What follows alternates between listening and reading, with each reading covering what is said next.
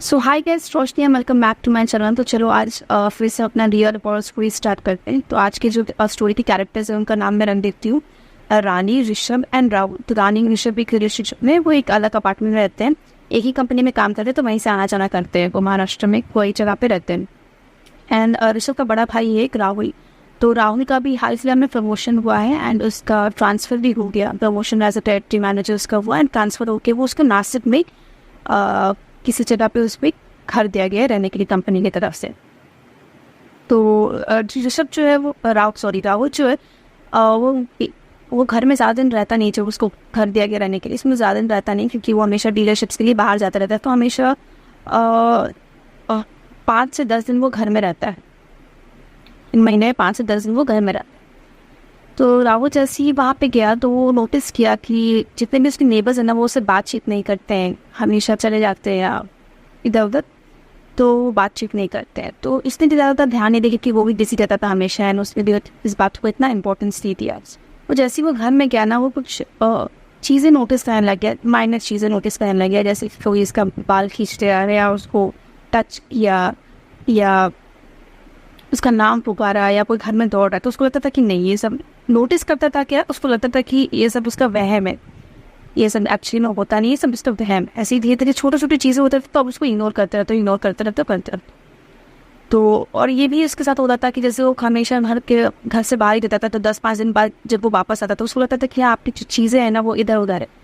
आप कभी भी घर में तब भले 10 दिन बाद आया हो या 5 दिन बाद आओ, आपको लगता है कि हाँ, आपने ये चीज़ को यहाँ पे रखा था। आपको थोड़ा थोड़ा याद आता है कि आपने इस चीज़ को यहाँ पे रखा था या उस चीज़ को वहाँ पे रखा था।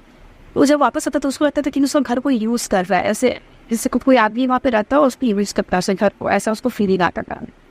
और उसकी चीज़ें जो हमेशा इधर उधर रहती, तो उस ये भी बात को वो इग्नोर कर देता है क्योंकि वो सोचता है कि मे भी वो थका हुआ आता है तो वो ज़्यादातर वो भूल जाता है या ऐसे ही वो जिसने खुद ही रख दिया होगा ऐसी चीज़ें। तो ऐसे ही एक दिन ऐसे ही इग्नोर करते करते एक दिन वो घर पे वापस आता है फिर से काम के बाद। 5 दिन के बाद गया था, फिर से घर में वापस आया। तो वापस आके वो बहुत थका हुआ था, तो फ्रेश होकर सोने चला। समय 11 बजे तो फ्रेश होकर सोने चला। उसने अपने रूम के लाइट्स को ऑफ कर दिया था। तो कमर उठ के सो रहा था वो। तो वैसे ही उसको फील हुआ ना, सोते सोते उसको फील हुआ जैसे कि वो आफ्टर बेड के बगल में आपके बगल में आके सो जाएगा। तो फील हुआ ना बेड का इधर इसलिए फील हुआ कि हाँ, वो उसको बगल में आके सो गया। तो अचानक से वो डर गया एंड उसका जो कमर था वो कमर को अपने सिर पे ओढ़ लिया। वैसे तो अंधेरा था, उसको कुछ दिखाई नहीं दे रहा था। उसने सोचा नहीं कि कोई सचमुच का आदमी आके सो, क्योंकि उसको लगा था कि उसको एक अंदर से फीलिंग आ रहा था कि हाँ, इस घर में कुछ नॉर्मल चीज़ें बोलते रहते। तो उसे इग्नोर किया और वो अपने सर पे कम्बल ओढ़ के सो। वैसे ही कुछ जैसे ही कम्बल ओढ़ के सोया, उसके कबर्ड से, अलमारी से कुछ चीज़ें गिरने की आवाज़ आई। तब उसको बहुत डर लगा। तब उसने अपने कम्बल को अपने फेस से हटाया एंड वो देखा कि उसके स्टमक पे, उसके पेट पे एक औरत बैठी हुई है, एक लेडी बैठी हुई है। एंड वो उसको ऐसे देखी जैसे वो उसका हस्बैंड है। जैसे एक लेडी अपने हस्बैंड को देखती है, वैसे वो उसको देख रही है और उसको देख के रो रही है और चिल्ला रही है और तो रोए जा रही है चीख से, दर्द से, जैसा कोई दर्द से होता है वैसे वो रोए जा रही है उसको देख के।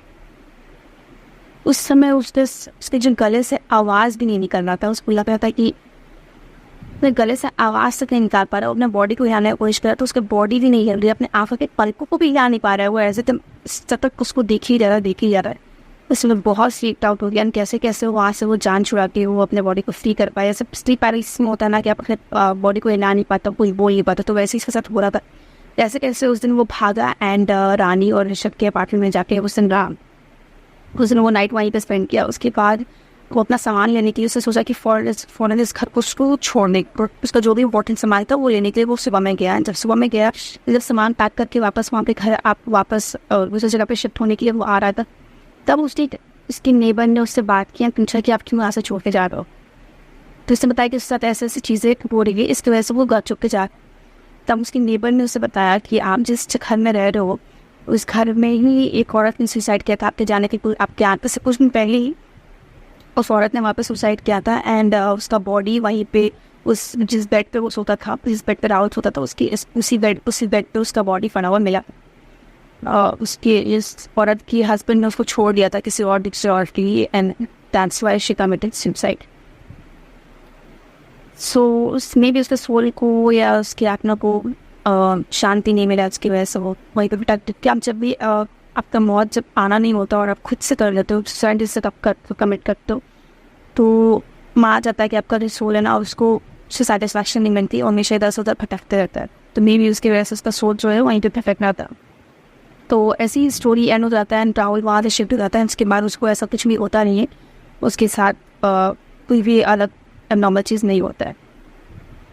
तो ऐसी स्टोरी को हम एंड करते हैं guys, and I hope you like the video, and if you like the video, please like it and share it to your friends and your family, and subscribe to my channel. Yeah, that's for today guys, and love you boy.